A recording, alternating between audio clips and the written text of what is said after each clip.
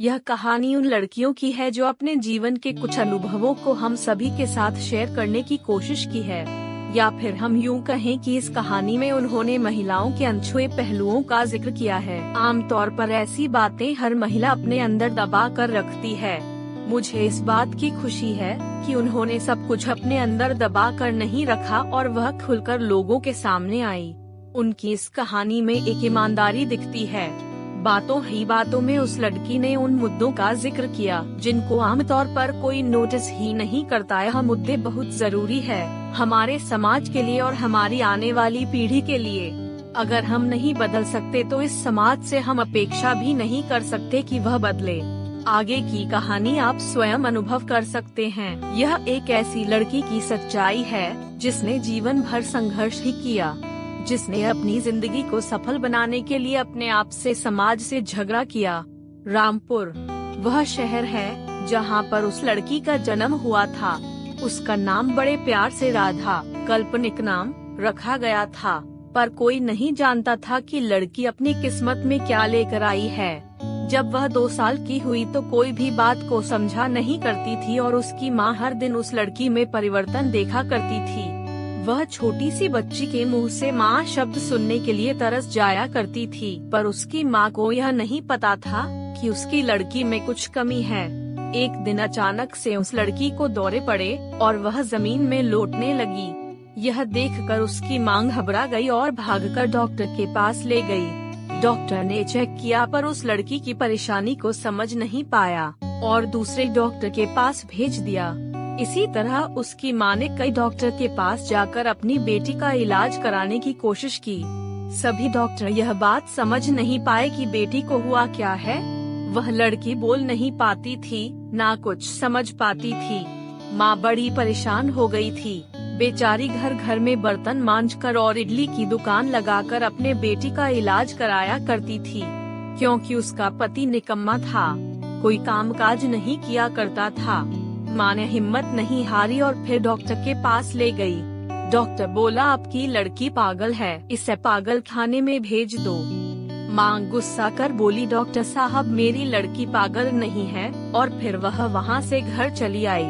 लड़की 4 साल की हुई, उसके स्कूल जाने का समय आ गया था, लेकिन उस लड़की को दौरे पड़ना कभी बंद नहीं हुए। उसे स्कूल में भी दौरे पड़ जाया करते थे। वह जमीन भी लौटने लगती थी।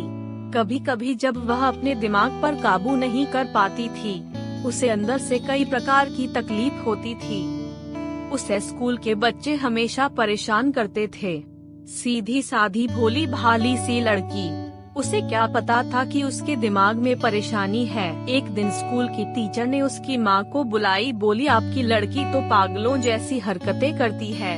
उसकी माँ बोली, टीचर जी मेरी बेटी पागल नहीं है, वह बस बीमार है। पर स्कूल की टीचर कहाँ मानने वाली थी। उस लड़की को स्कूल से निकाल दिया गया। माँ परेशान रहने लगी। फिर लड़की को दूसरी स्कूल में दाखिला कराया। वहाँ एक टीचर थी, बहुत अच्छी टीचर। उसने उस लड़की को पढ़ाने की जिम्मेदारी अपने ऊपर ले ली। कुछ समय बाद माँ को एक नामी डॉक्टर का पता चला और अपनी बच्ची को उस डॉक्टर के पास ले गई। डॉक्टर ने चेक किया और बताया कि आपकी लड़की पागल नहीं है। नाम बताओ जिसने इस लड़की को पागल कहा है, मैं इसे ठीक करूँगा। बस इसके पेट में एक पटार है जो धीरे धीरे इसके दिमाग में चढ़ने की कोशिश कर रही है, जिसकी वजह से इसको दौरे आते हैं। मैं इस पटार को निकालकर नए तरीके से इलाज करूँगा। डॉक्टर की मेहनत सफल हुई, वह लड़की ठीक हो गई। लेकिन डॉक्टर ने बताया यह लड़की अपने दिमाग से और अपनी उम्र से 2-3 साल पीछे चलेगी, पर यह जरूर पढ़ेगी और लिखेगी और बोलेगी भी। फिर स्कूल में टीचर की मेहनत रंग लाई। धीरे धीरे वह लड़की पढ़ने लिखने लगी। इस तरह उस लड़की ने अपने जीवन के कई उतार चढ़ाव देखे और बीए पास कर ली। लेकिन लड़की के भाई बहन उसके ठीक हो जाने पर भी उसे पागल बनाना नहीं छोड़ते थे। आसपास के मोहल्ले के कई लोग उसे पागल पागल कहकर बुलाया करते थे। वह लड़की हिम्मत नहीं हारी। जब वह पूरी तरह ठीक हो गई तो उसके बड़े भाई ने उसके ऊपर पहरा लगाना शुरू कर दिया। उसे बाहर छज्जे में खड़े होने नहीं देते थे और उसकी पढ़ाई लिखाई पर भी पाबंदी लगा दी गई। वह लड़की पढ़ना लिखना चाहती थी और आईपीएस ऑफिसर बनना चाहती थी, परंतु उसकी मां और भाई ने उसकी कोई इच्छा पूरी नहीं की और उसकी शादी कर दी।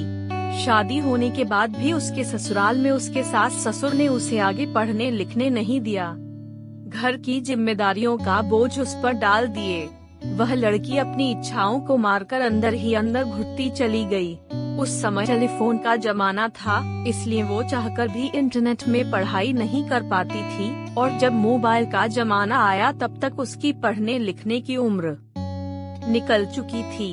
फिर भी उसने हिम्मत नहीं हारी। फिर आया फेसबुक। उसने उसके माध्यम से अपनी पहचान बनाने की ठानी।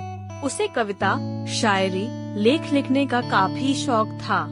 11 और 12 क्लास में स्कूल की पत्रिका में अक्सर उसकी कविताएं और लेख छपा करते थे।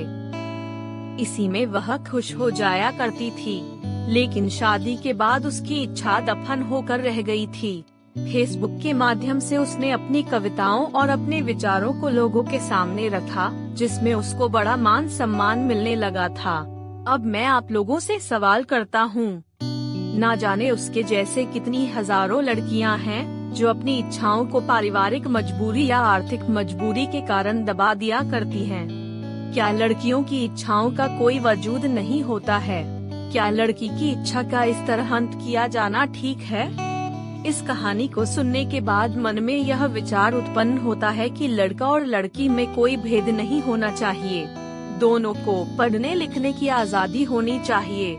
यदि लड़का पढ़ लिख कर अच्छी नौकरी कर सकता है, तो लड़की भी आईएएस और आईपीएस अधिकारी बनकर समाज में अच्छा संदेश दे सकती है, और ऐसा उदाहरण हमें समाज में देखने को मिलता भी है। हम वादा करें कि बेटी पढ़ाओ बेटी बचाओ के संदेश को जीवंत रूप देंगे, बेटी का सम्मान करेंगे। धन्यवाद।